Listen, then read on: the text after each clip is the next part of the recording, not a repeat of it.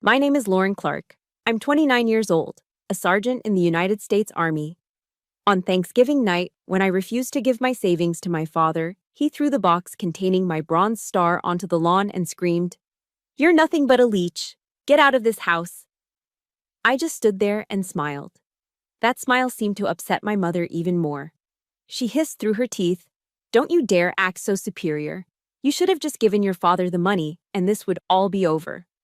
Before you understand why they could be so cruel, please let me know where you're watching from in the comments below. And please support me with a like and subscribe to hear how a soldier wins back her honor. The air in our small Maple Creek, Pennsylvania dining room was thick enough to cut with the turkey knife. It was a classic American Thanksgiving scene, straight out of a magazine, if you ignored the suffocating tension. The golden brown turkey sat in the center of the table, gleaming under the chandelier. Bowls of creamy mashed potatoes, tangy cranberry sauce, and green bean casserole surrounded it, their steam fogging up the windows against the chilly November night. A perfect pumpkin pie, which my mother, Serafina, had spent all morning on, waited on the sideboard. But the aroma of roasted herbs and cinnamon couldn't mask the bitter scent of resentment that had been simmering in this house for years.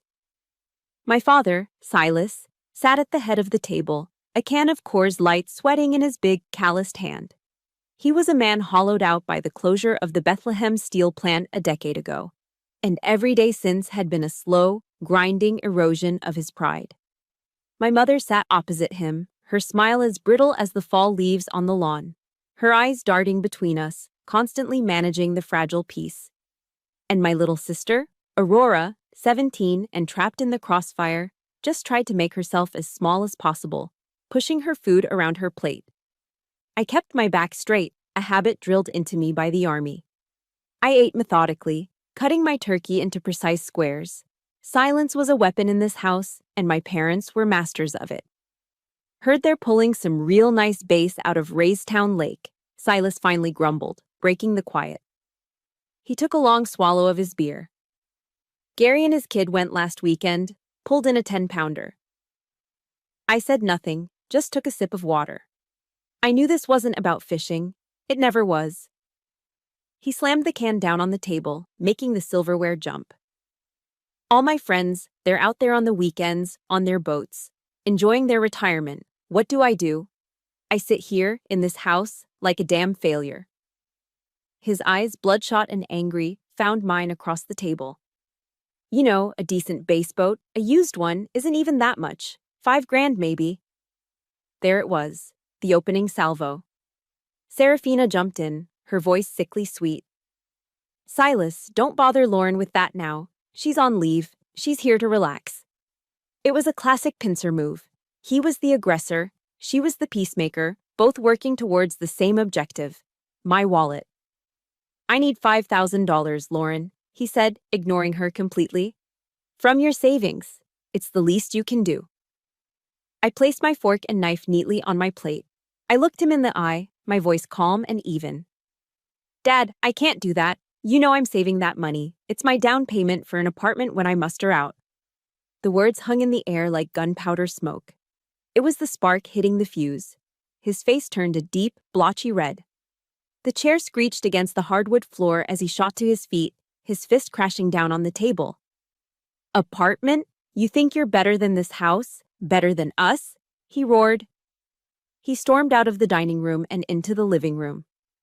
We heard him rummaging around the bookshelf where I kept a few of my military mementos.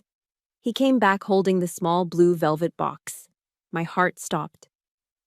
"You're so proud of this, aren't you?" he bellowed, his voice cracking with rage. He held up the box containing my bronze star. "This little piece of metal. Does it buy me any respect? Does it put a boat on the water for me?" Aurora gasped, her hand flying to her mouth. My mother just watched, her face a pale, frozen mask. Before anyone could move, Silas spun around, yanked open the front door, and hurled the box out into the night. It disappeared into the darkness. A cold blast of November air rushed into the house.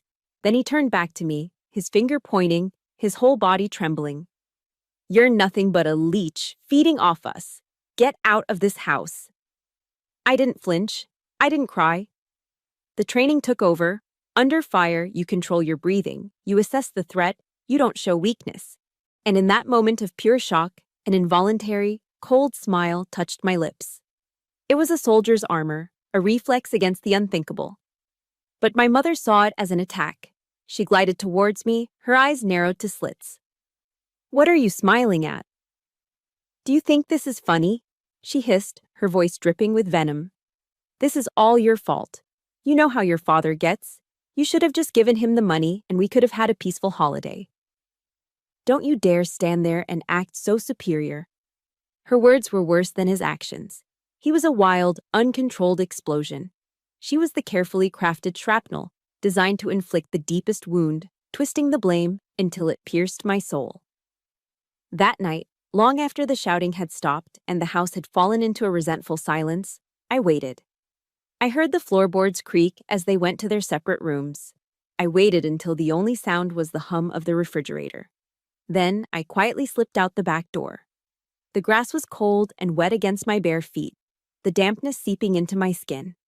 The moon was hidden behind a thick blanket of clouds, and I searched in near total darkness, my hands sweeping through the cold, damp blades. Finally, my fingers brushed against the familiar velvet. The box had sprung open on impact, and there it was. The bronze star, half buried, one of its points stuck deep into the dark, moist earth. It lay there, in the mud, like a fallen soldier. I gently worked it free and picked it up, cradling it in my palm. Using the hem of my shirt, I carefully wiped away the grime, polishing the cool metal until it faintly reflected the distant streetlight. I didn't cry. The time for tears was long past. All I felt was a terrifying clarity, a cold, hard certainty that settled deep in my bones. The final tether had been cut. The debt, whatever I thought I owed this place, had been paid in full with this one unforgivable act of desecration. I owed them nothing anymore. I didn't go back inside. There was nothing left for me there. I walked down the dark, quiet street to my Ford F-150s, parked under the sputtering orange glow of a streetlight. The engine turned over with a familiar rumble, a comforting sound in the hostile silence. I cranked the heater, the warm air a welcome relief against the chill that had seeped into my bones. A cold that had nothing to do with the November air. The house was still visible in my rearview mirror, its windows lit up like accusing eyes. In the pocket of my jacket, my fingers closed around the cold, hard edges of the bronze star. The weight of it felt different now, heavier. How did it come to this? How does a symbol of honor become a weapon used against you by your own family? As I sat there, wrapped in the quiet hum of the engine, the past 2 years began to unspool in my mind, not as a collection of memories, but as a battle map, detailing every skirmish, every strategic loss that led to tonight's devastating ambush. It all started when the steel plant finally gave up the ghost 2 years ago. My father, Silas, had worked the blast furnace for 35 years. That job was his identity, his pride. When it was gone, a vital part of him withered and died. At first, my help was just that. Help? A few $100s here and there to cover the property tax, a little extra for groceries. "Just until I get back on my feet," he'd grumble, unable to look me in the eye. But he never got back on his feet. The help became an expectation, and the expectation became a demand. Soon, my bi-weekly paycheck was routed not to my savings, but to their survival. It became the mortgage payment. It became the utility bills. It became the $500 for a new water heater. I remembered the phone calls from my mother, Serafina. They always started the same way, with a cheerful, almost frantic inquiry about my safety. "Oh, Lauren, honey, are you eating enough? Are you staying warm?" But the warmth in her voice was just the prelude to the inevitable cold front. "You know, honey, the roof started leaking again, and the handyman says it's an emergency." I had become their logistics officer, their sole supply line, running a constant convoy of funds from my army base to the front lines of their financial mismanagement. I was maintaining a forward operating base for a unit that never once said thank you. The only time I ever saw a flicker of pride in my father's eyes was when he was at the local VFW hall, bragging to his buddies. But he wasn't bragging about my service or my accomplishments. He was bragging about my pay grade and the size of my direct deposit. "Yeah, my kid's a sergeant," he'd say, slapping the bar top. "Pulls in good money, the government takes care of her." I wasn't his daughter. I was his government benefit. Then came the jealousy, a poison that seeped into the foundations of our relationship. I came home on leave last year to find the back fence sagging. A section of it completely collapsed into the neighbor's yard. Silas had been meaning to fix it for months, he said. So I spent 2 days in the hot July sun, digging new post holes, leveling the panels, and securing the gate. It was hard work, but satisfying. Mr. Henderson from next door, an old Marine vet from the Vietnam era, came over when I was done. He ran a hand over the sturdy new fence, then looked at me and gave a firm, approving nod. "You did good work, Sergeant," he said, shaking my hand. He turned to my father, who was watching from the porch. "You've got a real soldier there, Silas." My father didn't answer. He just grunted, turned his back, and shuffled inside, letting the screen door slam behind him. In that moment, the battle map became crystal clear. My competence wasn't a source of pride for him, it was a threat. My ability to fix what he couldn't was a public indictment of his own perceived failure. Every small success of mine was another nail in the coffin of his fragile ego. But the memories of my mother were the ones that cut the deepest. Serafina was the master of covert operations. I remember a frantic, tearful phone call. She needed money, she sobbed, for an emergency medical procedure. She was vague on the details, just that it was urgent and embarrassing. I wired the money without a second thought. 2 months later, a picture Aurora posted on Instagram told the real story. It was a photo from their church picnic. My mother was smiling widely, her teeth a brilliant, almost blinding white, her forehead unnaturally smooth. Aurora, bless her innocent heart, had captioned it. "Mom showing off her new smile after her birthday spa day." When I confronted her, the tears came instantly. "Oh, Lauren, you make it sound so ugly," she cried into the phone. "I just wanted to look presentable for the congregation. It was a teeth whitening and a little Botox, that's all." Don't you want your mother to not be ashamed at church? She had a genius for it, twisting her vanity into my responsibility, her desires into my duty. She did the same thing with a Coach handbag she'd claimed was a cheap knockoff from a flea market. My money wasn't for necessities. It was to fund her fantasy of a life she felt she deserved. A fog was beginning to roll in, blanketing the quiet Pennsylvania hills in a soft, gray haze. I looked at the house one last time. I had seen the map. I had identified the enemy combatants. I understood their tactics. The shock of tonight had finally given way to the cold, hard logic of a soldier. You don't win a war alone. You need allies. You need a secure rear flank. My hand closed around my phone. The screen lit up the dark cab of the truck. My thumb hovered over the contacts. Not my aunt, not my uncle. They were civilians, unequipped for this kind of fight. I scrolled to the one person I knew would understand. The one person who knew the meaning of having someone's back. He picked up on the second ring. "Jax." His name came out as a quiet rasp. My voice, for the first time all night, had a slight tremor in it. The armor had its first crack. "Jax," I said again, a little stronger this time. "I have a situation. I need a rally point." There was no hesitation. The moment I ended the call with Jax, the mission began. A strategic withdrawal isn't about retreat. It's about preserving your assets to fight another day. And I had assets inside that house I couldn't leave behind. I drove my F-150 back, parking it a block away from the house, concealed in the deep shadows of an old oak tree. I killed the engine and the lights, plunging my world into near total darkness. For a full minute, I just sat and observed. Lights were on in my parents' bedroom and the living room. Standard procedure. Observe your objective before you move in. I exited the truck, closing the heavy door with a quiet, controlled click. I moved along the backyards of the neighboring houses, a ghost in the suburban landscape. The skills they teach you for moving through hostile territory in Afghanistan are surprisingly effective in a quiet Pennsylvania neighborhood after midnight. I vaulted a low chain-link fence and landed silently on the damp grass of my own backyard. The back door was my insertion point. I knew the third pane of glass from the bottom was loose. I slipped the thin blade of my multi-tool into the gap and gently worked the lock open. No sound. The door swung inward with a faint whisper. I was in. The house was still. The air was stale with the lingering smells of turkey and anger. I moved without a sound, my bare feet making no purchase on the worn linoleum. This wasn't a panicked flight, it was an extraction. I had a clear list of objectives, prioritized and memorized. No clothes, no keepsakes, only mission-critical equipment. Objective 1, my laptop. It was in my old bedroom, sitting on the desk. On it were my financial records, bank statements, deployment orders, the entire paper trail of my life, my independence. I slipped it into my backpack.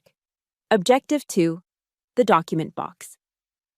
It was a small fireproof safe in the back of my closet containing my passport, my birth certificate, and my military service records. The proof of who I was, separate from this family. It fit snugly next to the laptop. Objective 3 was personal. Tucked under my bed was a small carved wooden box. Inside were the only things I had left of my grandmother, her silver locket and a stack of her letters, written to me when I was in basic training. She was the only one who had ever seen me, really seen me. Leaving that behind was not an option. As I zipped the backpack, a floorboard creaked in the hallway. I froze, every muscle tensed. The doorknob to my room turned with excruciating slowness. The door opened a crack, revealing my sister Aurora's terrified face, her eyes wide and swimming with tears in the dim light from the hall. She slipped inside, closing the door behind her until it was barely ajar. She didn't say a word, just shoved a folded piece of paper into my hand. Her own hand was trembling.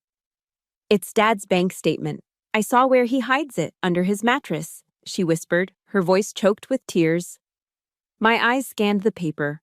It was worse than I thought. The account was nearly empty. His desperation wasn't just about a boat. It was about total financial collapse. "Mom's got a spa day booked for next week," Aurora added, her voice cracking.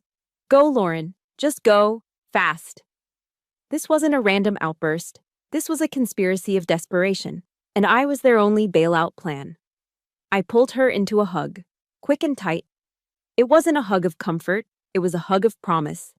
A promise that I would be back for her. "Stay strong," I whispered, and then I was gone. I slipped back out into the night as silently as I had come. The drive to the next town over was short, but it felt like crossing a border into another country. The Ranger's Rest, Jax's place, was a low brick building on a quiet side street. A simple neon sign glowed "Bar" in the window. It wasn't fancy, but it was safe. It was a rally point for veterans from all over the county. The moment I pushed open the heavy wooden door, the warmth and the low thrum of Creedence Clearwater Revival on the jukebox wrapped around me. The air smelled of spilled beer, sawdust, and something fundamentally decent. Jax was behind the bar, a mountain of a man with a thick beard and a sleeve of tattoos running up his arm, methodically polishing a glass. He looked up as I walked in, his dark eyes taking in my backpack, my disheveled appearance, and the controlled tremor in my hands. He saw it all in one glance. He didn't ask what was wrong. He didn't ask why I was there. An Army Ranger doesn't need the details to know when a soldier is in trouble. He simply put down his glass, walked over to the whiskey shelf, and poured a generous measure of Jack Daniels into a clean glass. He slid it across the polished wood to me. Then he reached under the counter and produced a single, old-fashioned key. "Go on up, Sergeant," he said, his voice a low, comforting rumble. "The room upstairs is empty. Key's the same as always." He looked me straight in the eye. "We'll draw up a plan of attack in the morning." Upstairs, the room was simple, just a bed, a dresser, and a small table with a lamp. But it was clean, and more importantly, it was secure. I dropped my backpack on the floor and took out the blue velvet box. I placed my bronze star on the table under the warm yellow light. It looked small and lonely. A few minutes later, Jax came up with a steaming bowl of beef stew. The rich smell filled the small room. He set it on the table, and his eyes fell on the metal. He didn't touch it. He just looked at it, then back at me.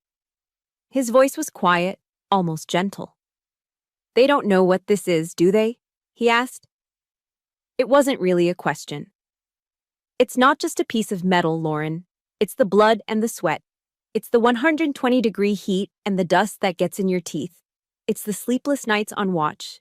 It's for the guys who didn't come home." Hearing him say it, hearing him give voice to the truth of it, the wall I had built inside me finally cracked. No tears fell, but a single, sharp nod was all I could manage. Here, in this simple room, with this man who understood the cost of things, I was finally understood. It's an incredible feeling, isn't it? To be truly seen by someone when you feel completely alone. If you've ever had that one person in your life who stood by you like a rock, please support my story with a like, and if you believe in the power of a chosen family, just comment with the word "always" below. In that moment, I knew the strategic withdrawal was complete. I had reached my base, I had found my counsel, and tomorrow, the war would begin. The sun rose the next morning, casting long shadows across the floor of the small apartment. The smell of strong black coffee from a sputtering Mr. Coffee machine filled the air. I hadn't slept much, but I wasn't tired. I was energized, focused. The emotional fog of the previous night had burned away, leaving behind the cold, hard clarity of a mission. The small kitchen table became my command center. My laptop was open, files and financial statements neatly organized on the screen. Beside it, a yellow legal pad and a pen stood ready. The only sound was the scratching of my pen on paper as I finalized a checklist. Jack sat across from me, a silent, steady presence, nursing a mug of coffee.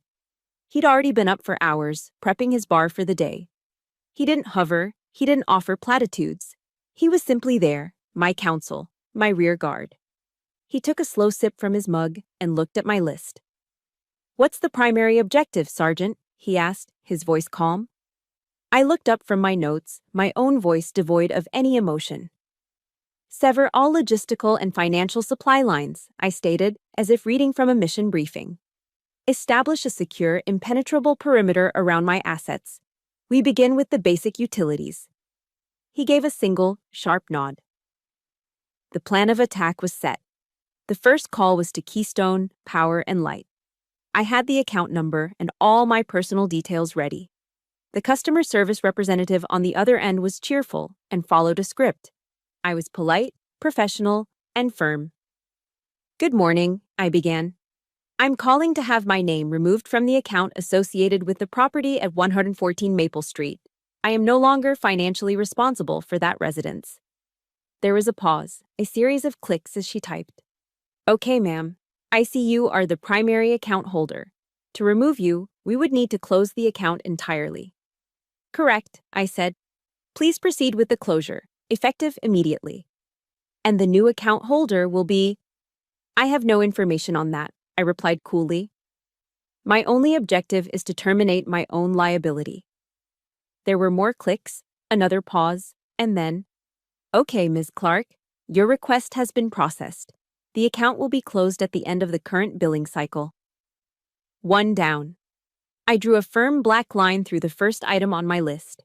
Next was the gas company, then the water authority, then ComSource, the cable and internet provider. Each call was a variation of the same theme. I was a calm, immovable force of logic against their bureaucratic scripts. I did not explain. I did not offer a story. I simply stated my objective and provided the necessary information to execute it. With each, "Your request has been completed, Ms. Clark." From the other end of the line, I felt another brick being laid in the defensive wall I was building around myself. The most difficult call was to my health insurance provider. This was the one that felt personal. This was about neutralizing my mother's favorite weapon, manipulation through feigned medical need. The representative was hesitant, and I understood why.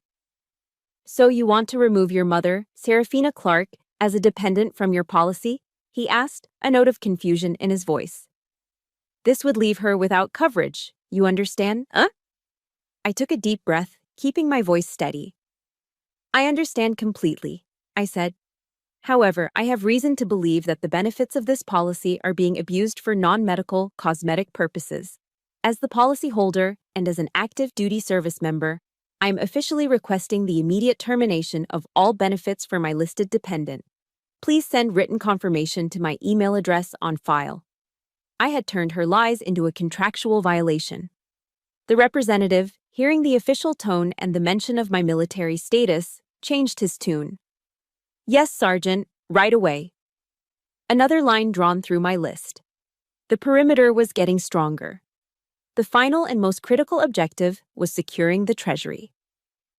I dialed the number for USAA, the bank that serves the military community.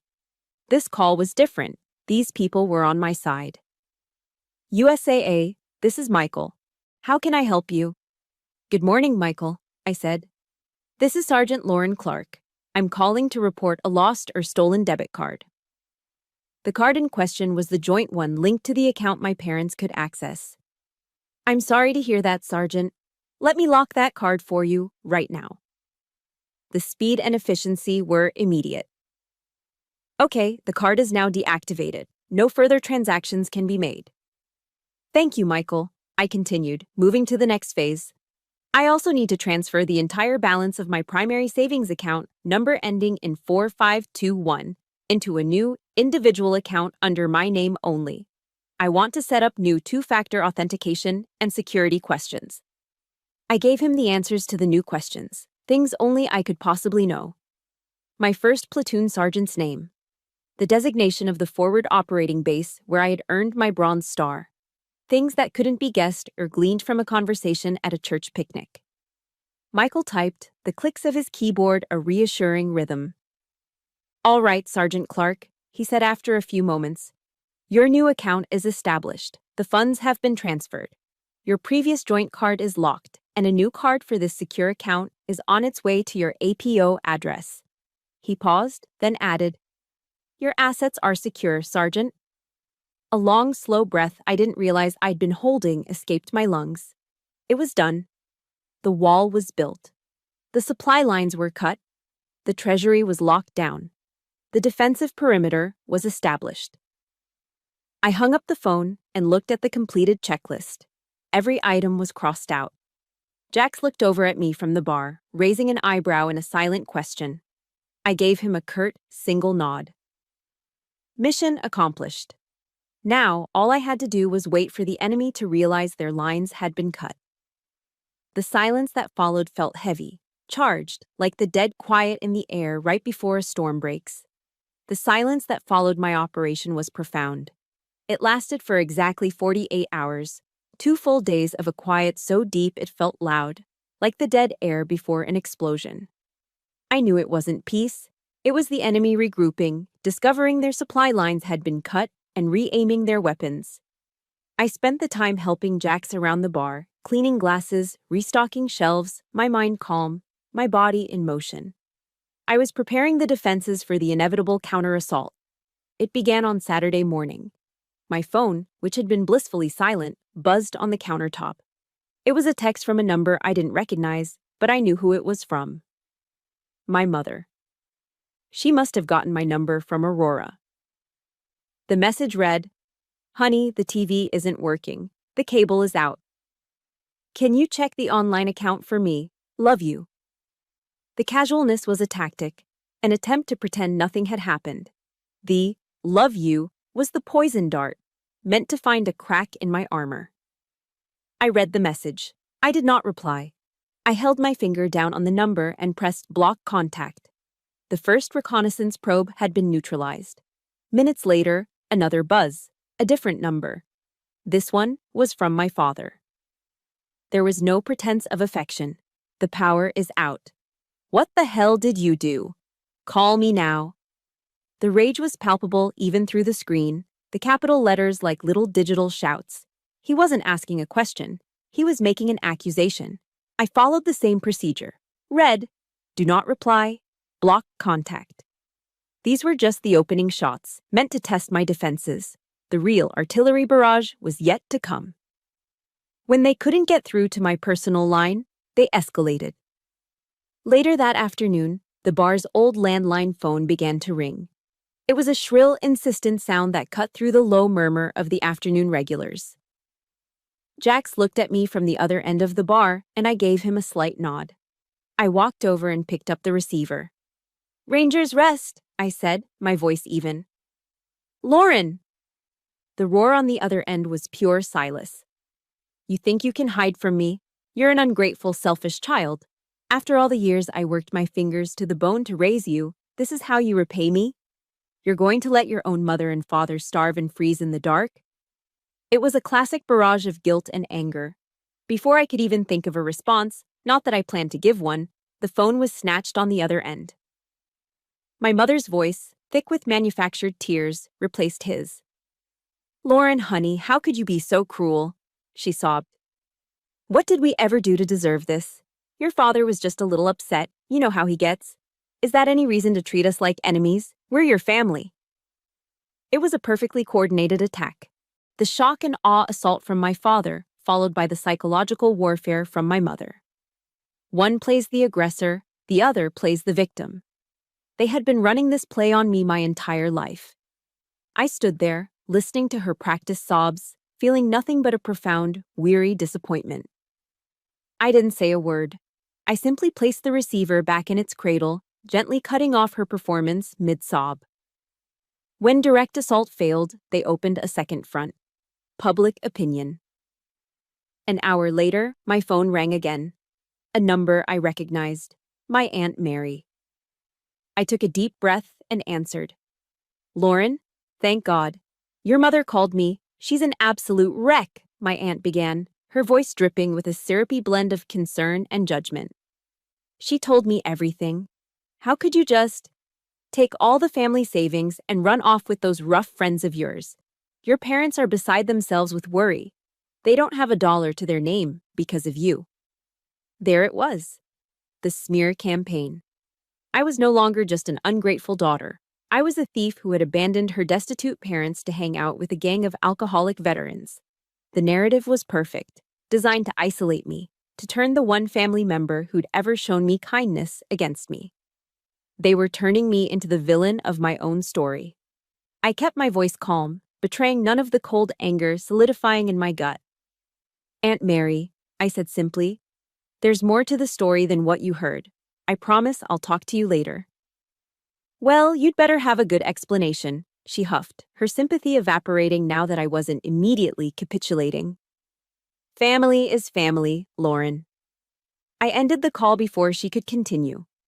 There was no point in explaining. Any defense I offered would be twisted and used as more ammunition against me. In psychological warfare, sometimes the only winning move is not to play. The final attack of the day came after sundown. My phone rang one last time. No caller ID. I hesitated for a moment, then answered, putting it on speaker for Jax to hear. It was Silas. But the shouting was gone. His voice was low, gravelly, and laced with a menace that was far more terrifying than his rage. "I don't know where you're hiding," he began, his voice a low growl. "But you can't hide forever. You think you can just cut us off? After everything we gave you?" He paused, and I could hear him breathing heavily. "You owe me. You owe this house. You just wait. I'm going to find you, and I'm coming to get what's mine." The line went dead. The threat hung in the air between me and Jax, heavy and cold as a block of ice. This was a different kind of war now. He had just escalated it from a battle of finances and emotions to a direct threat against my physical safety. I looked at Jax. He met my gaze, his expression unreadable but solid. He picked up a bar towel and calmly wiped down a clean spot on the counter. "It's all right, Sergeant," he said, his voice a steady rumble. "This rally point is always ready for uninvited guests." The quiet of the Sunday afternoon was shattered by the squeal of tires. I was upstairs, sorting through the documents I'd recovered, when the sound of my father's beat-up Ford pickup truck skidding to a halt on the street outside sent a jolt through the floorboards. Jax was downstairs, and I heard the low thud of him setting down a heavy beer keg. We both knew. The enemy was at the gates. I looked out the window. Silas stumbled out of the driver's side, his face a blotchy, furious red, his movements unsteady with the lethal combination of alcohol and rage. He didn't even glance at the front door of the bar. His eyes were locked on the side door, the private entrance to the apartment. He was on a mission. He stormed across the small patch of grass, his heavy work boots crushing the dormant winter lawn. "Lauren!" The roar was guttural, inhuman. "You get out here, now, you damn thief!" Then came the sound I'd been expecting, a heavy rhythmic thump-thump-thump as his fists began to hammer against the solid wood of the door. The entire doorframe shuddered with each impact. It was a sound of pure, unrestrained violence. Across the quiet street, curtains twitched. Mrs. Gable from the bakery next door peered out her front window, her hand over her mouth. My father wasn't just attacking me. He was making a public spectacle of his own unraveling. Inside there was no panic, only a cold, calculated readiness. I came to the top of the stairs. Jax was standing at the bottom, a Louisville Slugger held loosely in one hand. He wasn't tense, just ready. A silent guardian at his post. He looked up at me, his expression grim. "Call it in," he said, his voice a low rumble. I nodded. My hands were perfectly steady as I pulled out my phone and dialed 911. The discipline of 100 training drills took over. Emotion was a liability. Procedure was a shield. 911, what is your emergency? The operator's voice was calm, professional. "This is Sergeant Lauren Clark," I began, my voice clear and even, enunciating every word. "I am at the Ranger's Rest, 45 Westside Avenue. There is a male individual, Silas Clark, attempting to break down the door to my residence. He is shouting threats and appears to be intoxicated and violent. I am in fear for my safety." I gave her my name, my father's name, the address. I used the language of a formal report. I was not a hysterical daughter calling about a family squabble. I was a citizen, a soldier, reporting a crime in progress. Outside, the hammering continued, punctuated by my father's ragged shouts. It felt like an eternity, but it was probably less than 3 minutes before the distant wail of sirens cut through the air, growing closer with each passing second. The sound seemed to break my father's frenzied rhythm.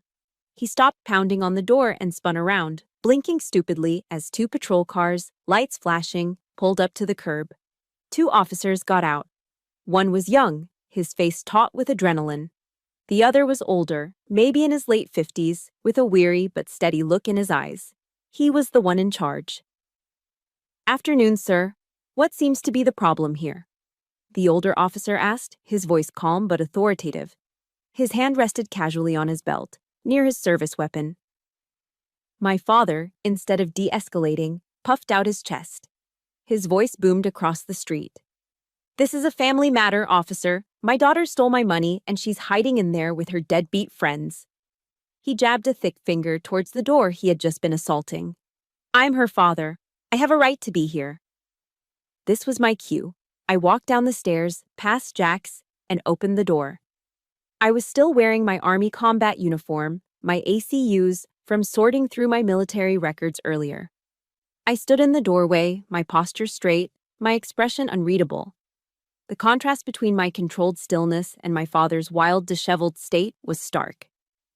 "Officer," I said, my voice steady, addressing the older cop. "My name is Sergeant Lauren Clark. This man is my father. I left his home on Thanksgiving night after he threatened me. He has now followed me here, is attempting to break in, and has damaged private property." The officer's eyes moved from me, standing straight in my uniform, to my father, reeking of beer and fury. Then his gaze fell on the door, where deep, dense, and splintered wood marked the spot where my father's fists had landed. He looked back at Silas, and his weary expression hardened into one of professional resolve. "Sir, your money problems are a civil matter. You can take that up in court," the officer said, his tone leaving no room for argument. "But threatening behavior and destruction of property get settled right here, right now." He took a step forward. "Mr. Clark, you are under arrest for disturbing the peace and willful destruction of property. You have the right to remain silent." The color drained from my father's face. His jaw went slack. The drunken, righteous anger was replaced by a look of utter, stunned disbelief as the younger officer stepped forward and put his hands behind his back. The sharp, metallic click of the handcuffs locking into place was the loudest sound I had ever heard. The man who had ruled my life with his explosive temper, whose moods had dictated the emotional weather of our household for decades, was suddenly powerless. His authority, built on fear and intimidation, crumbled to dust in the face of the law. That moment of justice, of seeing the bully finally face a consequence he couldn't escape, was breathtaking. If you have ever felt powerless and wished for a moment just like this, please support this story with a like and comment with the single word, justice, below. As they led him to the patrol car, a stunned and broken man, I didn't feel triumph. I didn't feel joy. I just felt the first, quiet, earth-shattering tremor of freedom. The siege was over, but I knew the legal battle had just begun. The arrest was a public declaration of war, but my father's battle tactics were loud, clumsy, and predictable. My mother's, however, were not. Serafina was a master of the covert operation, the quiet knife in the back. I knew her counterattack would be subtle, insidious, and aimed at what I held most dear. 2 days after Silas made bail, my phone buzzed with a message. It wasn't a text, but an image sent from a new number I knew belonged to Aurora. My stomach tightened. The picture was of a flimsy yellow pawn ticket from a shop downtown called Quick Cash. Underneath the photo was a single frantic line of text from my sister. Mom took Grandma's jewelry box and the new camera you bought. Said she needed the money for Dad's bail bond. A cold, sharp iciness spread through my veins, a chill that had nothing to do with the Pennsylvania winter. It wasn't about the monetary value. The Canon camera was replaceable, but the jewelry box, that was my grandmother's. It was a small hand-carved wooden box filled with her modest treasures. A simple gold locket, a string of pearls, the silver brooch she wore to church every Sunday. They were the only tangible things I had left of the only person who had ever loved me unconditionally. This wasn't theft for survival. This was a desecration. Serafina had just opened a second front, a battleground of deceit and desecration. Another message from Aurora came through, her words filled with outrage. She's been telling the neighbors she had to sell her heirlooms to buy groceries since you abandoned them. Mrs. Gable gave her a casserole. The audacity of it was breathtaking. She was not only a thief but a con artist, weaponizing her lies to paint herself as a pitiable victim. But panic is a luxury a soldier cannot afford. Rage is an emotion that must be channeled into action. I felt the familiar click in my brain, the switch from emotional response to logistical planning. My mother had made a critical error. She had underestimated her opponent. I sat down at the kitchen table, opened my laptop, and entered a password. A folder on my desktop unlocked. Its name was Inventory. As a logistics officer, I live by a code: document everything. What you can't track, you can't control. Every significant personal asset I owned was cataloged in that folder. I clicked open the file for my grandmother's jewelry. There they were, high-resolution photos of each piece, taken from multiple angles with detailed descriptions. A small chip on the locket, the specific clasp on the pearl necklace. I had scanned the original receipts for the camera, its serial number clearly visible. I printed everything. The stack of paper that emerged from Jax's old printer was more than just a list. It was an arsenal. It was an undeniable dossier of ownership. I had just transformed my personal keepsakes into military-grade assets with a clear paper trail. With this file in hand, I knew my next move. I didn't go to the local Maple Creek Police Department, where my father knew half the officers. I looked up the number for the nearest Judge Advocate General's Corps office, the Army's legal arm. I was a soldier, and I would use the resources the military provided to protect its own. A captain on the other end of the line listened patiently as I gave a concise, professional briefing. Captain, this is Sergeant Lauren Clark. I'm currently on leave. I am the victim of a personal property theft perpetrated by a family member who is also the subject of a pending domestic violence case initiated by me. There was no judgment in his voice, only efficiency. Understood, Sergeant. Given the circumstances, we can provide you with immediate legal counsel. He scheduled a pro bono consultation for me that afternoon.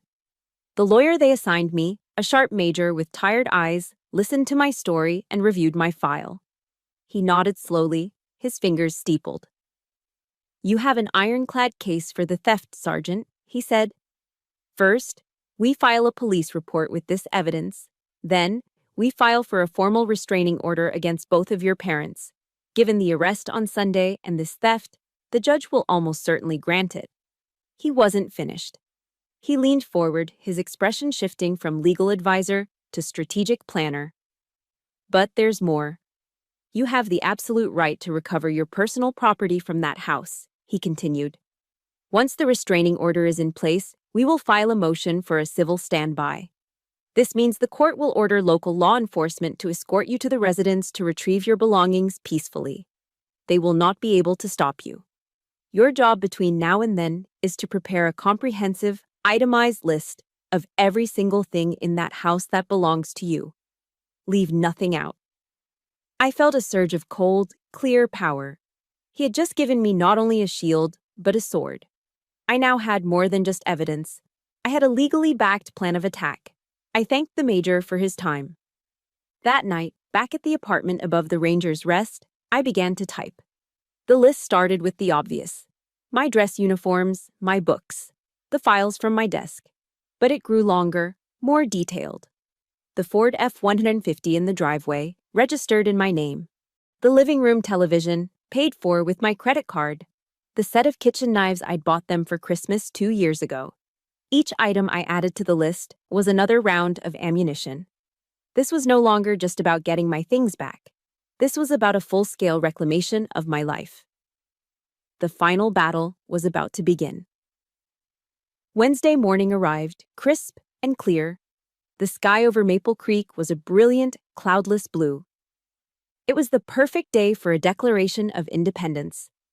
The convoy that pulled onto my old street felt like a force of liberation. A Maple Creek police cruiser led the way, followed by my borrowed sedan, and behind me, Jax in his heavy-duty Ram pickup, ready for heavy lifting. We parked directly in front of the house. The sight of the police car sent a ripple through the neighborhood. Curtains twitched. This was no longer a private drama, it was a public reckoning. 2 officers, a man and a woman, emerged from the cruiser. The woman, Officer Evans, held the court order. I got out of my car, Jax right beside me. I was wearing jeans and a simple sweater, but I walked towards that front door with my shoulders back, my chin high, my spine as straight as if I were in full dress uniform. This was a mission. My parents opened the door before Officer Evans could knock. Their faces, already etched with resentment, turned ashen when they saw the police. Silas's eyes darted around, looking for an escape. Serafina's mouth tightened into a thin, venomous line. "Good morning," Officer Evans said, her voice polite but firm, impossible to argue with. "We're here to conduct a civil standby. Ms. Clark will be entering the residence to retrieve her personal property as per this court order. Our job is to keep the peace while she does so." She held up the document.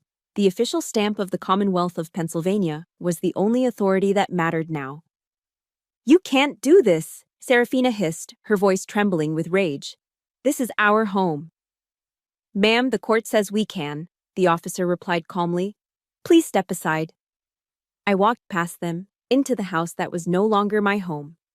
I held my clipboard, the alphabetized inventory list clipped securely to it.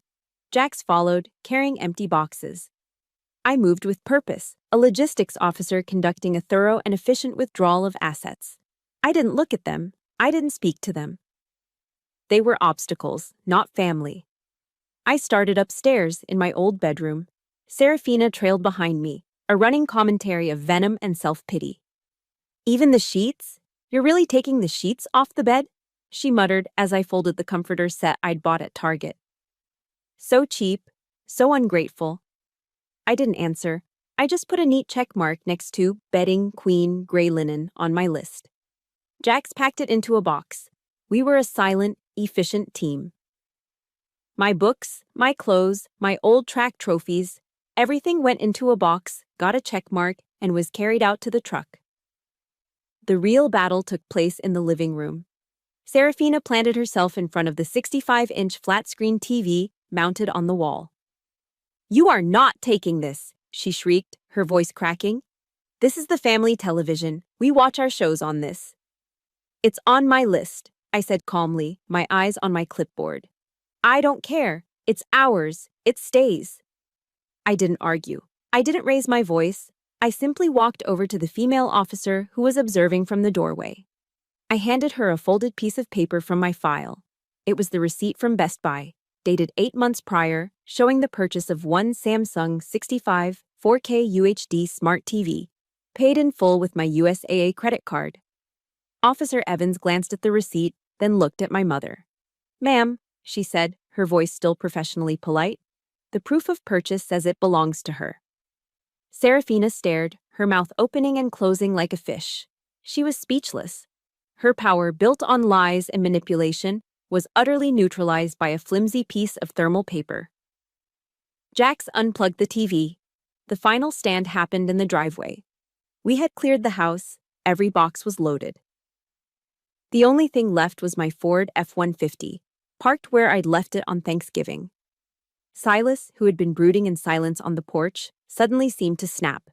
He lunged towards the garage, grabbing a heavy crowbar from the toolbox. "You can take the junk inside," he roared, his eyes wild. He stood between me and the truck. "But the truck stays. I drive this truck. It's mine." The male officer, Officer Riley, immediately unsnapped the strap on his baton. "Sir, drop the weapon. Right now," he commanded, his voice sharp and loud. My father hesitated, his knuckles white on the crowbar. He was a cornered animal, ready to do something stupid. I felt no fear, only a final, weary resolve. I calmly walked to Officer Riley and handed him another document. The official vehicle registration from the state of Pennsylvania. My name, Lauren A. Clark, was printed clearly under Registered Owner. The officer's eyes scanned the paper. "Sir," he said to my father, his voice like granite, "this title proves the vehicle belongs to her. Now, I need you to give her the keys." Silas stared at me, his chest heaving. The crowbar was still in his hand. "Give me the keys now, sir," Officer Riley repeated, taking a step forward, his hand moving from his baton to his holster. "Or I'll add resisting arrest and threatening an officer to your charges." Something in my father finally broke. A tremor went through his body. With a choked cry of pure rage and defeat, he threw the crowbar to the ground. It clattered loudly on the concrete. He reached into his pocket, pulled out the key fob, and hurled it onto the driveway. Jax picked it up and handed it to me. I took the keys, my fingers closing around the cool plastic. I looked at my father, truly looked at him, for the last time. His face was a mask of utter devastation. The bully, stripped of his power, was just a sad, broken old man. "The war is over," I said, my voice barely a whisper. Then I turned my back on him, on her, on the whole damn house.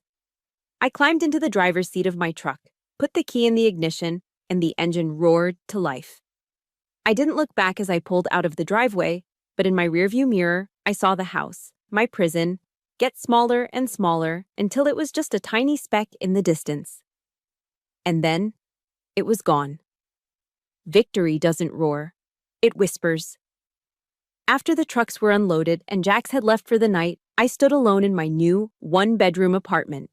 The silence was deafening. Cardboard U-Haul boxes were stacked against the walls like sandbags, a fortress of my reclaimed life. I should have felt triumphant, ecstatic. Instead, I felt a profound and bone-deep exhaustion. I sank onto the floor, my back against a stack of boxes, and just breathed. The adrenaline of the battle had faded, leaving behind an unnerving quiet, a hollow space where a family used to be. Jax came by the next evening. He didn't ask how I was doing. He just handed me a cold bottle of Yuengling and sat on the floor with me. We drank in silence for a while, the only sound the clink of our bottles. "We won, Sergeant," he finally said, his voice soft. I managed a weak smile, looking around at the boxed-up pieces of my past. "We did. I replied, my voice raspy. But there are no wars without casualties. The casualty here wasn't a person. It was an idea. The idea of a family I'd spent my entire life trying to earn my place in. I had to finally accept the truth. It was already dead. I had just signed the death certificate. A few weeks later, after the restraining order was permanent and the dust had settled, the letters started to arrive. They were my parents' last-ditch effort to breach my defenses. The first was from Serafini. Her handwriting, usually so neat and controlled, was shaky. The letter was a rambling monologue of self-pity, detailing mysterious new health problems and financial struggles, ending with a perfectly manipulative sentence: "A mother's love is forever Lauren." The second was from Silas. It was short, scrawled on a piece of notebook paper. Just a few angry, misspelled lines blaming me for everything, demanding I rethink my responsibilities. I didn't open them. I read the names on the return addresses, and that was enough. I placed them side by side on the small kitchen counter, a neatly arranged pair of unexploded bombs. The restraining order was my legal wall. My refusal to read their words, that was my mental wall. This counter was the demilitarized zone. They could exist in the world, but they could no longer enter mine. My primary mission now was Aurora. I arranged to meet her at a neutral location, a Starbucks halfway between my apartment and her high school. I saw the conflict in her eyes, the love for me warring with the fear of them. I didn't want to add to her burden by bad-mouthing our parents. That was their tactic, not mine. Instead, I came prepared with a different kind of weapon. I slid a simple spiral notebook across the table to her. "This is for you," I said. She opened it. Inside, I had created a detailed roadmap to her own freedom. I'd printed out information on college scholarships she could apply for, instructions on how to fill out the FAFSA form for student aid, listings for part-time jobs on the local university campus, and a budget comparing the costs of living in a dorm versus an off-campus apartment. "I'll help you with the applications. I'll co-sign for an apartment. I'll be your emergency contact for everything," I told her, my voice firm but gentle. "I will help you get out, but you have to be the one to walk through the door. You have to do it for yourself." I was giving her the one thing I never had, a plan and a promise of support. I wasn't just rescuing my ally, I was training a new soldier in the art of independence. One overcast afternoon a few weeks later, I drove to the cemetery. The air was still and cold. I found my grandmother's grave, a simple granite headstone nestled under a large oak tree. I knelt down and wiped away the damp leaves from her name. From my coat pocket, I took out the small wooden box, the one I had retrieved from the pawn shop. I placed it gently on top of the headstone. I also took out my bronze star. The metal was cool against my palm. I didn't know who I was talking to her, to the wind, to myself. I thought about it a lot. I whispered into the quiet air. I don't hate them. I think that's what's so strange. I just can't. I can't let them hurt me anymore. It's not about winning. It's about being done fighting. I looked down at the medal in my hand. "I chose peace, Grandma. I hope you're proud of me." As the words left my lips, I felt a weight I didn't even know I was carrying lift from my shoulders. For the first time, I understood. Forgiveness isn't about letting them off the hook. It's about letting yourself off the hook of needing them to be different. It's about putting down the heavy burden of their approval. My peace didn't depend on their apology. It only depended on my own permission to be free. 1 year later, Thanksgiving. The calendar date is the same, but the world is entirely different. My one-bedroom apartment is no longer a strategic outpost filled with cardboard boxes. It's a home. It's not large, but it's filled with light and warmth. The walls aren't decorated with generic art, but with pieces of a life I've built myself. There's a framed photo of my army unit in Afghanistan, a group of us squinting in the desert sun, arms slung over each other's shoulders. There's another of Jax and me on a fishing trip at Raystown Lake, holding up a ridiculously small base and laughing our heads off. On a simple wooden bookshelf, nestled between military history books and novels, sits the bronze star. It's no longer in the velvet box that was thrown in the mud. I had it professionally mounted in a glass shadow box. Under the warm glow of a reading lamp, the bronze medal gleams. It's not a reminder of humiliation anymore. It's a monument to survival, a testament to honor reclaimed. The letters from my parents? They were ceremoniously shredded months ago. Their chapter is closed, the book stored away in a library I no longer visit. I get intelligence reports from the old front lines, of course. Aurora, who now spends most weekends with me, tells me what she hears. Silas and Serafina had to sell the house on Maple Creek. The mortgage, it turned out, was impossible to maintain without their primary source of funding. They now live in a small rental apartment on the other side of town. According to the grapevine, their narrative hasn't changed. They are still the poor, abandoned victims of their ungrateful, selfish daughter. When I hear this, I feel nothing. Not anger, not sadness, not even a flicker of satisfaction. They are just strangers in an old story I no longer read. This weekend, Aurora is here. Now a freshman at Penn State, she's brimming with the chaotic, brilliant energy of someone whose world is just beginning to open up. I found her on Saturday afternoon, staring blankly at the dipstick in her beat-up Honda Civic. "You have to know these things," I told her, grabbing a rag and showing her how to check the oil. "Never, ever depend on anyone else to keep your engine running." She listened intently, a smudge of grease on her cheek. I was teaching her how to change her oil, how to check her tire pressure, how to jumpstart a battery. But really, I was passing down the most valuable inheritance I had: self-reliance. I had broken the cycle of dependency that had poisoned my family for generations. Aurora was not just an ally I had rescued. She was a recruit I was training to be her own warrior. Tonight, there is no 20-pound turkey, no lumpy mashed potatoes, no simmering resentment. Tonight is a soldier's Thanksgiving. The table in my small dining area is covered with greasy cardboard boxes from Domino's Pizza and littered with bottles of Sam Adams beer. The air is filled not with tension, but with laughter. Jax is in the middle of a terrible joke he heard at the bar. Two of his buddies, both Marine vets, are good-naturedly heckling him. And Aurora, my brilliant little sister, is in a heated debate with one of them about whether the Pittsburgh Steelers have any hope of making the playoffs. It's loud, it's chaotic, and it's the most peaceful Thanksgiving I have ever known.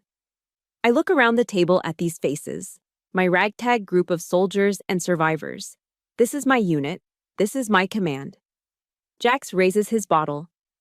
"All right, settle down," he says, his voice cutting through the noise. "A toast."